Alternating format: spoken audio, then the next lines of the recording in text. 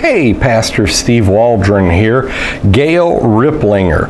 Boy, she's one of the most hated women in America, but she is fantastic in her research. I often wonder how many people who have ever criticized her have taken the time to read her writings from, honestly and objectively from front to back.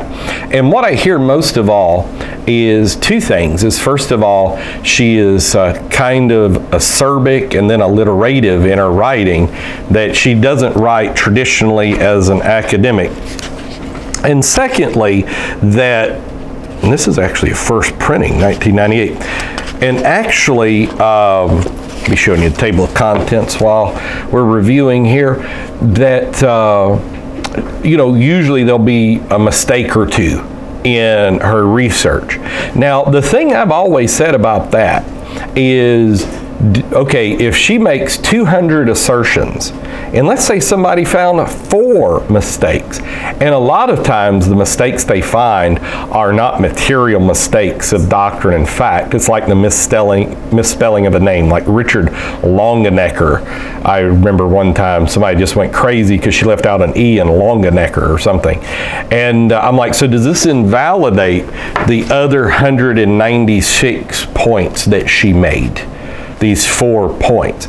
Wouldn't you have to take all 200 points, and I'm just making that number up, at face value? And the answer to that is, of course, yes. I mean, you can't just invalidate somebody's work because you might find 1 or 2 mistakes. If so, then Darwinian evolution doesn't exist, because no Darwinian believes in the origin of species anymore. They realized in Darwin's day that what he had to recant some aspects or many aspects of what he had written in Origin of the Species. So obviously, if you're going to be consistent in your standards, you can't just say she made some mistakes, let's throw the baby out with the bathwater. So introduction, thou's magnified thy word above all thy name. So here we go, show you how it begins. This was 1998, 21 years ago. Sister Waldron used to work with Wally Beebe there in Stockbridge, Georgia.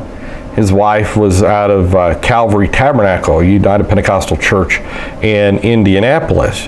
And he said that Gail Riplinger, how he always referred to her, is like a very humble, godly woman. She's almost like a peasant woman, very humble. But she is just incredible in her research. Let me show you some things here. Like, she's got a New King James chart, a KJ21 chart in here, a chart with NASV and stuff a lot of people wouldn't find. I mean, for her to do this research is just monumental.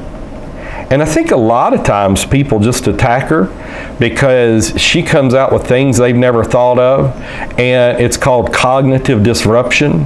When things happen outside of our normal cognitive pathways, we tend to reject them. And so I think that's just what happens with her,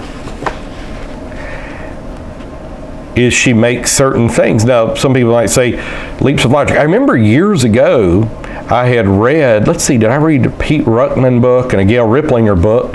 And so I'm just trying to read books that rebut them. So I read the King James Only Controversy by James White.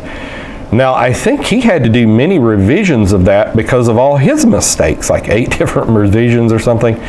But, I got to page 72, if I remember correctly, and I said, well, he could have not written 72 pages because all I've read to this point is Pete Ruckman and Gail Riplinger are an idiot. I didn't see anything factual.